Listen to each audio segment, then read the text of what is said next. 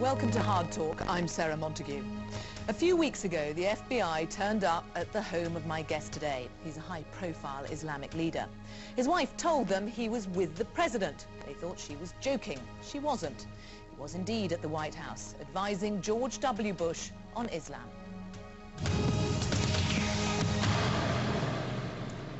Hamza Yusuf, welcome to Hard Talk. Thank you. What were you advising the US president?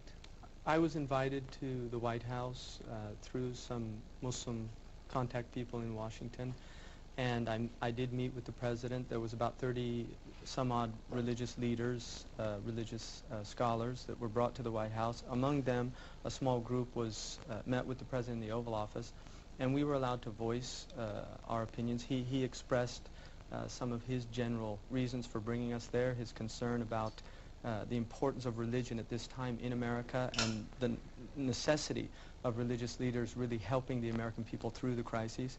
What I put forward were certain points that I thought were very important. I think the most salient ones were the absolute essential separation between the acts that occurred on September 11th and Islam. And I think that they knew that before I made that point, but and yet this is a president who uses the word crusade shortly I think crusade, I think that's an unfair thing to say. I think crusade is a word that would easily come to my mind. It's a legitimate English word, and for most Americans and British people, it doesn't suddenly inspire images of knights going off to Jerusalem. It really doesn't. And yet, given who probably his most important audience was in the Islamic world. Exactly, and I think jihad is a legitimate English word right now, so I think that it could have been used in that way, that this is jihad against people that are subverting social order, something like that. I mean, I think that it's a So it wasn't just stupid? I don't think that he's a stupid man. What do you think of him? I think that he's a very intelligent person. I think that, like many Americans, he's probably not really aware or as aware as Americans should be of what goes on around the world. I think that was one of the criticisms about him before he came into public office, or at least the highest public office in the land. So I think that is something that the administration in Washington really needs to bone up on, so to speak. They need to do some serious homework about Islam. I think that generally in the Muslim world, quite a bit is known about American foreign policy. In America, very little is known about how American foreign policy is perceived. Most Americans think, why are they so angry? We give them food all the time. We're always giving aid. We give billions of dollars in aid. Why are people upset with us? I think a lot of Americans really do genuinely feel that, and I think there's a lot of goodwill in America.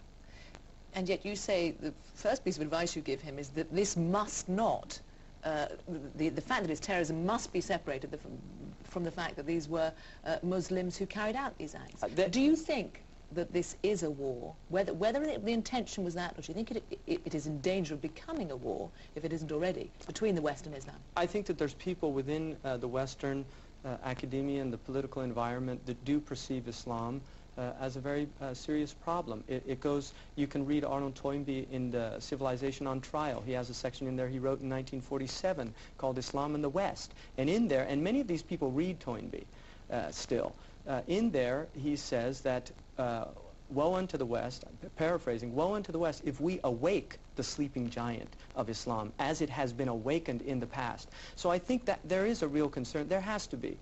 Do you think, therefore, that the U.S. government is at war with Islam? I think that it's very, very complicated, and I think that in reality, we have to accept the fact that America, on September 11th, something very profound happened, and America was attacked.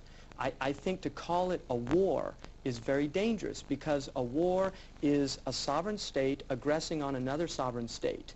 Here we have a crime committed. I think it's really a crime that was committed in the state of New York and has federal implications because the primary suspects are from other countries. But there is no state declaring war on. Japan declared war on the United States after the attack on Pearl Harbor. But since that event, there has been another significant event, which is that the U.S., a sovereign state, is attacking another sovereign state, Afghanistan. And this is, I think, the real tragedy. I think that this is a tragedy because I think what it does is it begins to polarize the Muslim world. And I think that we're in danger of falling into this self-fulfilling clash of civilizations prophecy. I think that Muslims in the Muslim world, and I lived there for over 10 years, I've gone back a few times a year for the last several years, and I've made the pilgrimage to Mecca several times. The Muslims really do feel that the West has been relentless in its attacks. That is the perception. Whether it's valid or not, that's for people to decide. But that is the perception of the man on the street. Okay, explain something, please. We have the a call for a jihad as a result from the Taliban, from Al-Qaeda, saying all good Muslims must rise up. Yes. I'm sitting looking at someone who's speaking an American accent with white skin, speaking on behalf of the Muslim world. Can you explain that call to arms that seems to resonate around all Muslims?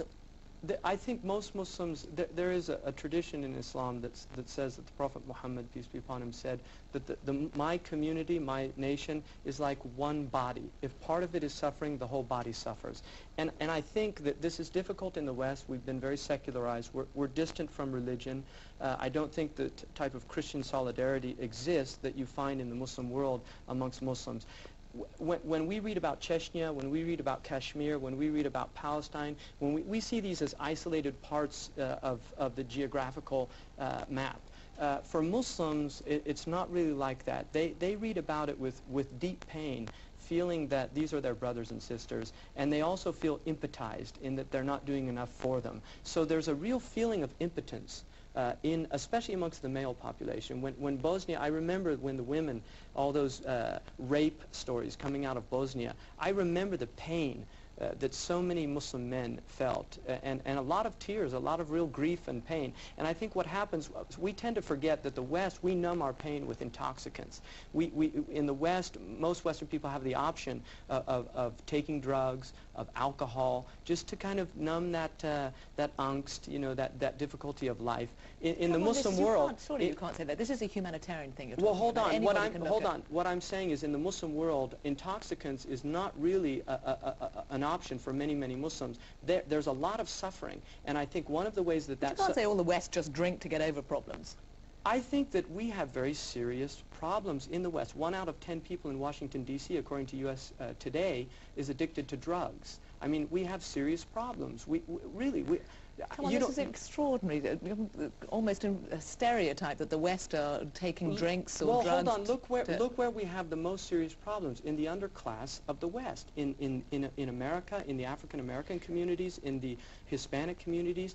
These people tend to be the underbelly of our societies. There's a lot more pain in those communities. I think in the Muslim world, you have very similar situations. You have very critical social conditions that are really subhuman in some areas. You have a lot of repression. People don't realize this in the West. There's a lot of pain. What a lot of human beings tend to do... And yet, well, hold on a second. Well, hold on. Let me finish the thought. What a lot of people tend to do when they have pain is numb that pain. Anger is an opiate for pain. And I think that underlying a lot of the anger that we're seeing in the Muslim world is real grief.